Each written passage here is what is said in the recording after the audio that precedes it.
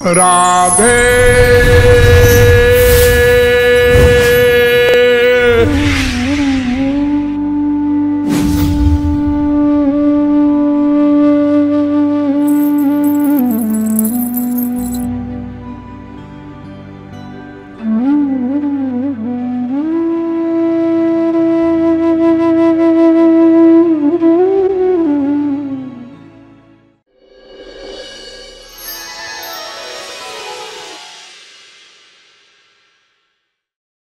कि वेद कह रहे हैं हम भगवान के अंश हैं, भगवान से निकले हैं। और कब निकले हैं, क्यों निकले हैं, कब नहीं, क्यों नहीं, ये क्वेश्चन नहीं करना। क्यों? सदा से निकले हैं, सनातन है। कठोपनिषद कहता है अजो नित्य शाश्वतोयम पुराण 1-2-18। वेदांत कहता है आत्मा श्रुतेर नित्यत्वाच्च ताभ्य 2-3-18। गीता कहती है अजो नित्य शाश्वतोयम पुराण 2:20।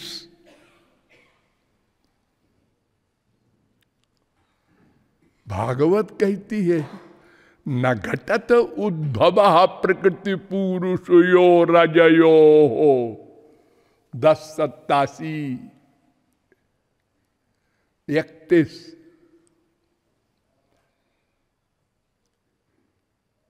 ईश्वर अंश जीव अविनाशी चेतन अमल सहज सुख राशि ममैवांशो जीवलोके जीवभूतः सनातनः।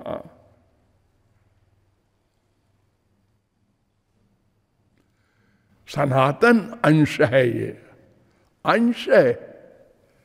हाँ, वेद कह रहा है पादोस विश्वा भूतानि त्रिपादस्यामृतं दिवि त्रिपादूर्ध उदयित पुरुषः पादोसे हा भवत पुनः। पुरुष सूक्त का तीसरा मंत्र। यह मंत्र छांदोग्योपनिषद में भी है 3:12-6। यह मंत्र त्रिपाद विभूति नारायणोपनिषद में भी है 4:1।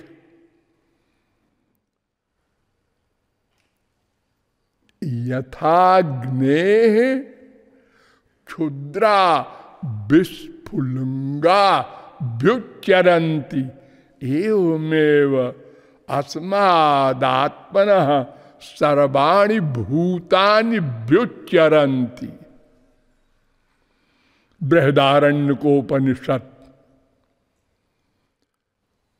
2:1-20। यतो वा इमानि भूतानि जायन्ते येन जातानि जीवन्ति यत् प्रयन्त्यभिसंविशन्ति तैत्तरीयोपनिषद 3:1। ये सब वेद मंत्र कह रहे हैं हम भगवान से प्रकट हुए हैं, प्रकट हुए हैं, प्रकट, नए नहीं बने, उनके अंश हैं।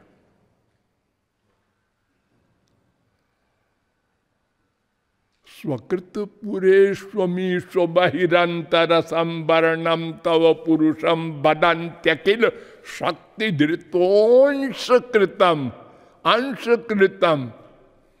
ये वेद स्तुति कर रहे हैं 10:87-20 भागवत।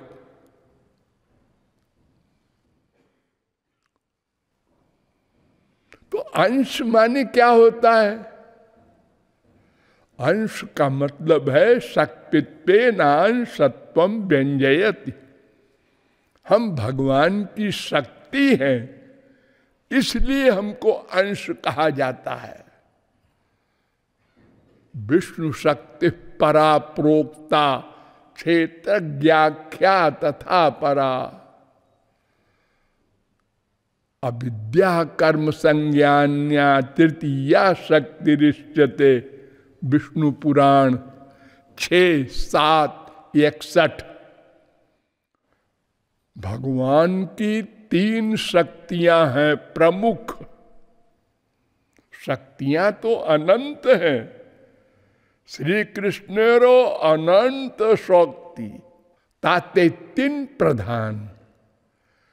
एक का नाम पराशक्ति, एक का नाम जीव शक्ति, एक का नाम माया शक्ति। अंतरंग पराशक्ति, बहिरंग माया शक्ति, तटस्थ जीव शक्ति। तो पराशक्ति और माया शक्ति के बीच में है जीव शक्ति, यानी पराशक्ति के पास में है। क्यों?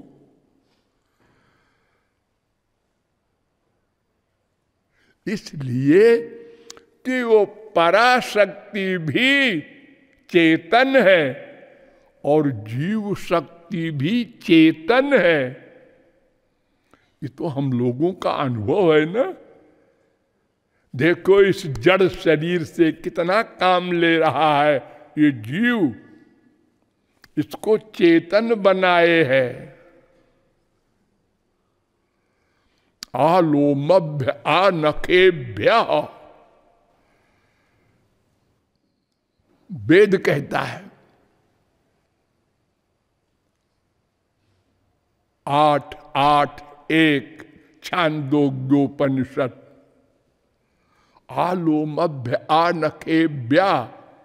कौशिकी उपनिषद 4:19। यानी हृदय में रह करके ये अणुजीव सारे शरीर में व्याप्त है। स्वयं भी चेतन है, शरीर को भी चेतन बनाए हुए है। इतना अणु हो करके भी अणु प्रमाणात कठोपनिषद।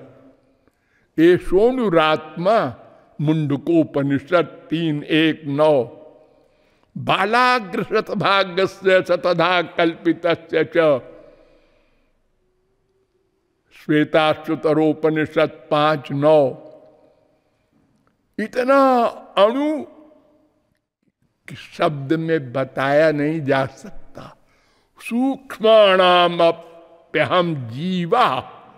भगवान ने कहा कि जितनी सूक्ष्म वस्तुएं हैं, ये जो आजकल कहे जाते हैं इलेक्ट्रॉन, प्रोटॉन, न्यूट्रॉन, ये सब बहुत आगे वाली चीजें हैं। इससे भी सूक्ष्म होता है जीव। आज तक कोई देख नहीं सका। और इतना बड़ा कमाल उसमें कि सारे शरीर को, ये मनुष्य का ही नहीं, हाथी का शरीर भी सब चेतन। तो चेतन पराशक्ति के नीचे ये जीव शक्ति चेतन, और उसके बाद में माया जड़ है। इसलिए जीव को तटस्थ कहते हैं। लेकिन पराशक्ति का अंश भी ये नहीं है डायरेक्ट, क्योंकि पराशक्ति का अंश होता तो माया के अंडर में न होता। पराशक्ति के पास माया फटक नहीं सकती। स्वतेजसा नित्य निवृत्त माया गुण प्रवाहम भगवंतमीमहि। भागवत। धाम्ना स्वेन सदा निरस्तकुहकम सत्यम परम धीमहि। भागवत। भगवान अपनी इस पराशक्ति के कारण माया को दूर रखते हैं, उनके पास नहीं आ सकती, लेकिन जीव पर हावी है। इससे जीव पराशक्ति का अंश नहीं है और माया शक्ति का भी अंश नहीं है, क्योंकि माया तो जड़ है।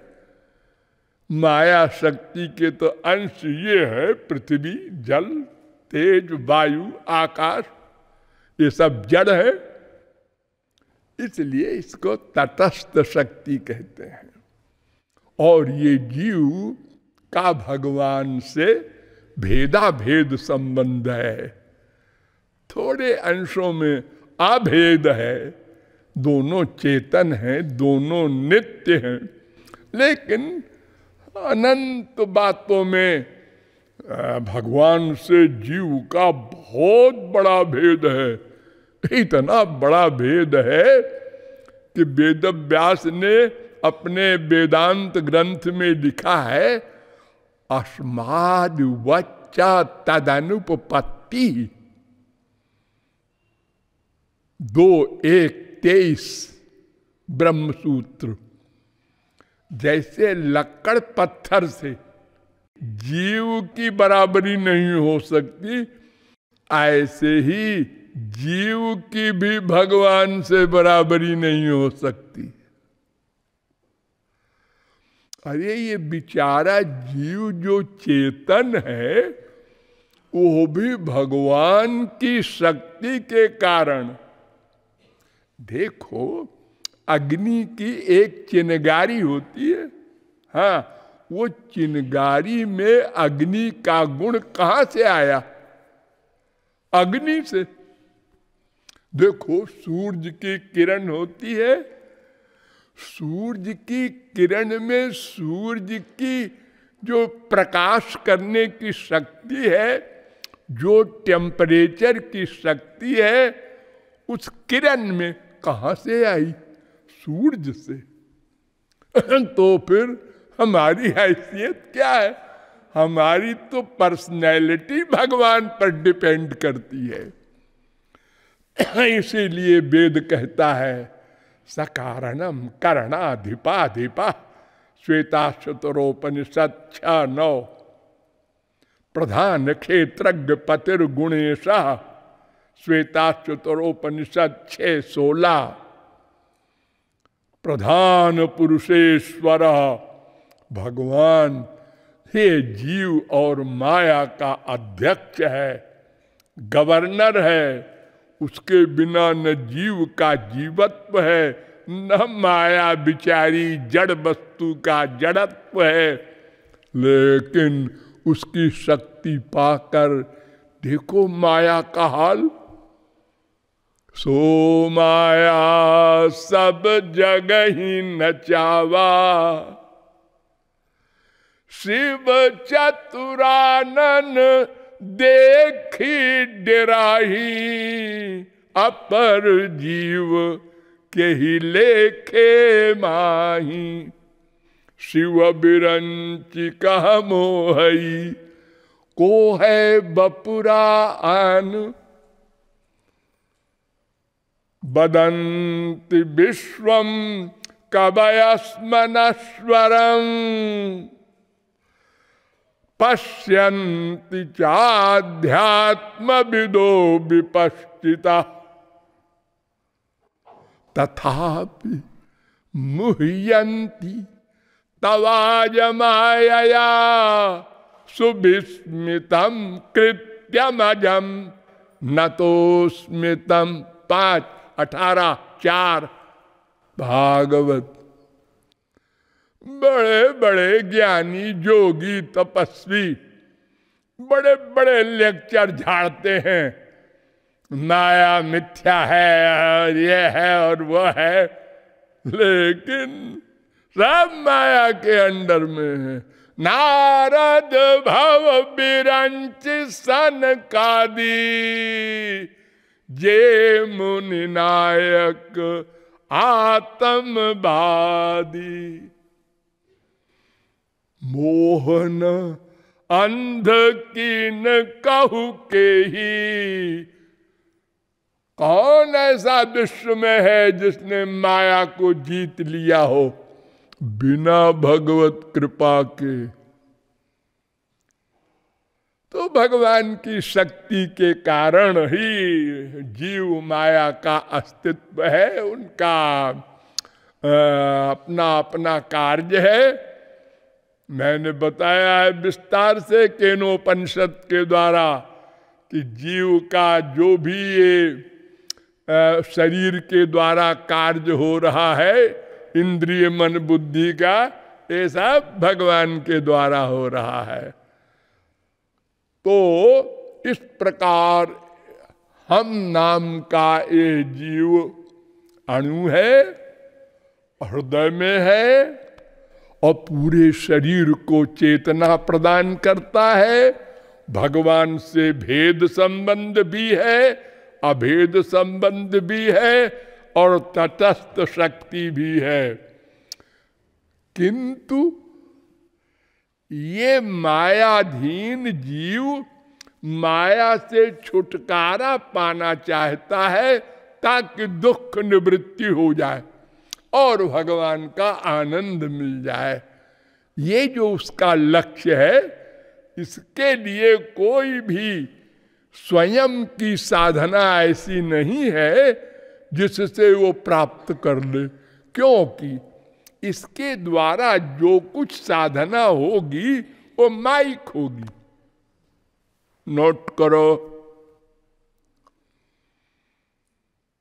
कोई भी कर्मी ज्ञानी भक्त कोई भी हो, जो कुछ भी करेगा वो इसी इंद्रिय मन बुद्धि से तो करेगा जो सबके पास है, और वो सबके पास एक ही सी है, माया से बनी हुई।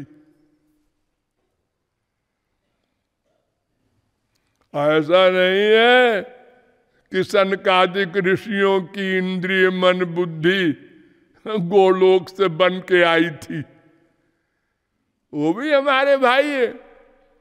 वल्लभाचार्य, निम्बारकाचार्य, शंकराचार्य कोई जगत गुरु के बाप हो, ये सब पहले हम लोगों की तरह थे। इनका भी शरीर मेटीरियल, मन मेटीरियल, बुद्धि मेटीरियल, माइक। तो माइक साधन से की हुई साधना माइक होगी। गो गोचर जहां लगी मन जाई, सो सब माया जानहु भाई। जहां तक माया जा सकती है वो सब माइक। फिर क्या करें, निराश हुए। वेदों ने कहा नहीं नहीं, भगवान अकारण करुण है, अकारण करुण। वो जिस पर कृपा कर देता है वो अपनी दिव्य शक्ति दे देकर उसको अपना ज्ञान करा देता है, अपनी प्राप्ति करा देता है, अपना आनंद दे देता है, माया को भगा देता है। त्रिगुण त्रिकर्म त्रिदोष पंचक्लेश पंचकोश सबका अत्यंताभाव कर देता है और अनंत जन्मों के हमारे पापों को भी बिना भोगवाए क्षमा कर देता है। देखो ये सबसे विलक्षण बात है, पर ध्यान दो।